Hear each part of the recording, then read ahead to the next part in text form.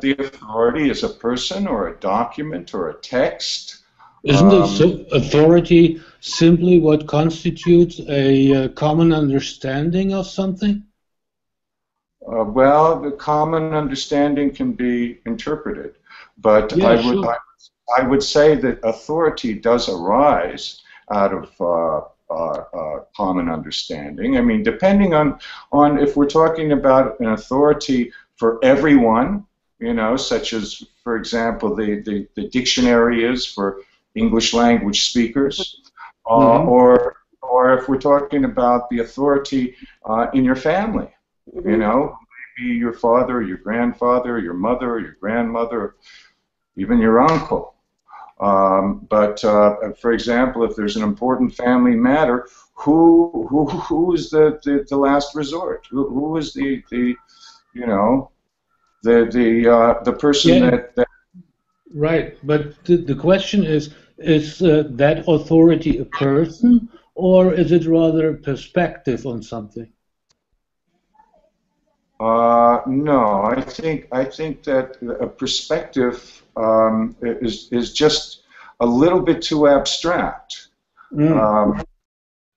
I mean, people might attempt to use an abstract as authority. I mean, is it justice? You know, is it democracy? Is it fair? You know? Right, exactly. I mean, these are abstracts, and when you use an abstract, and abstracts often have private definitions. These are always subject to dispute, as is authority. Authority is subject to dispute as well.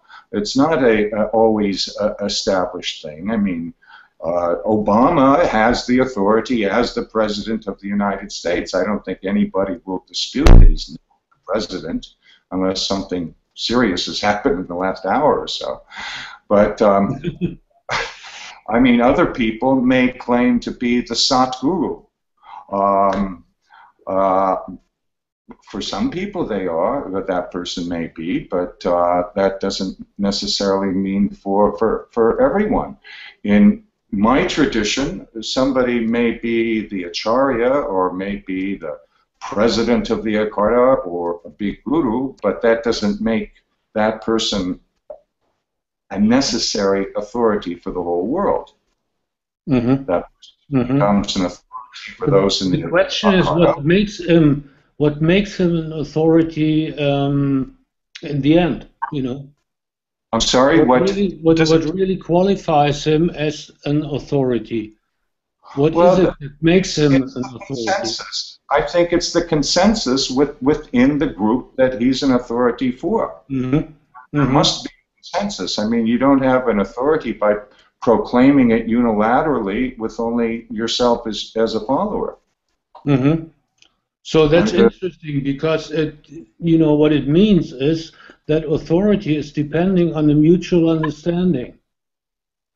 It's depending on a mutual understanding. Yes, absolutely. Yeah. You cannot impose authority, but you have to. Well, no, you can impose authority. You can impose. I mean, the mutual understanding is if the man is standing there with a gun at your head. That's a mutual understanding, right? He knows he has the gun, and you know he has the gun. Okay. There's no misunderstanding in that situation at all. But nevertheless, it's a little bit imposed, right? You didn't ask for it. If I could just chime in really quick, a good summary of Orientalism would be a mutual misunderstanding that was perpetuated over a couple hundred years. I'm sorry, can you say that once more? A good summary of Orientalism might be a mutual misunderstanding perpetuated over a couple hundred years. Yes, exactly right, yes. I was wondering about the oral tradition. And if you say you leave the text behind, and or maybe there is no text, but how would you know if things are just passing along orally over thousands of years, that people still have it right, especially if you have a philosophy that things don't necessarily evolve, they might devolve over time. So that makes me think that the oral tradition wouldn't necessarily be able to keep up. Jennifer, the first thing I think of is the idea of the oral tradition being like a dead language, like Latin, which I don't think it is. It's not, because the oral, I mean, my understanding of, for instance, stories or recipes, like say I have a recipe from my great-grandmother, and I might actually follow the recipe, but then add a little bit of a shift, maybe a little bit more cinnamon or something, because that's my interpretation of what tastes better for me or something.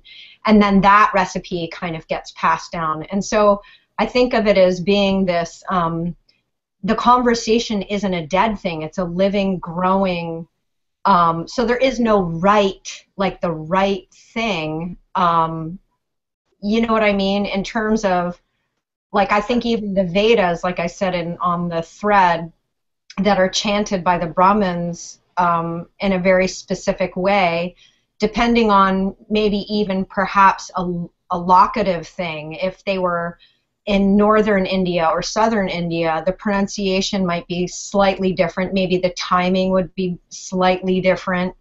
Maybe the specific raga that they were chanting a certain mantra to would be slightly different from area to area. So I think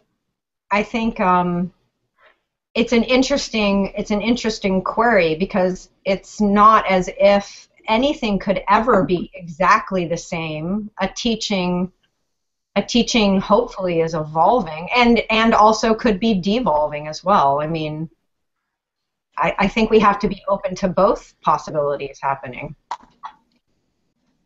Yeah, I think that's excellent. That's very good. That's exactly to the point. We're not really concerned, like you mentioned, with getting it right. In fact, you might be surprised to understand about Panini in his Ashtadhyayi, which is the single most authoritative text for language. I mean, nothing's ever been created with that type of precision, and it is a meta-language, a language describing language. But in it, when Panini and his followers, I mean, and his future commentators, when they discussed, well, what is the exact right form of a particular speech, of an expression, are we to follow exactly how you are composing it in these sutras? And the answer is no, that the most correct form of language or speech is according to its current usage. So in an oral tradition, the whole point is that things are happening now. You look and see which day of the moon it is, and what the various planetary conjunctions are, and where the sun is, and that tells you when now is. But it's not a question of trying to bring something from the past into the present. It's that you're always operating in the present. And the fact that in thinking about it, because things change, it can't be the same now as it was at another time. It's just literally impossible. So oral tradition is not different really from anything else in that regard. Oh, just let me say one other thing. I'm sorry. I'm sorry. And Michelle also mentioned that that the recitation of the Vedic mantras can vary from north to south, and of course there are variations, regional variations in pronunciation and even ritual. The important thing is that one has sort of the knowing, self-knowing authority and the community authority to perform a particular act, a particular ritual. So then, Yeah. one thing that hits me is also seeing the little bit of ritual that I got to see when I was in India. The rituals needed to be done with a kind of exactness, and so that made me think that things had to be done right, if that makes any sense.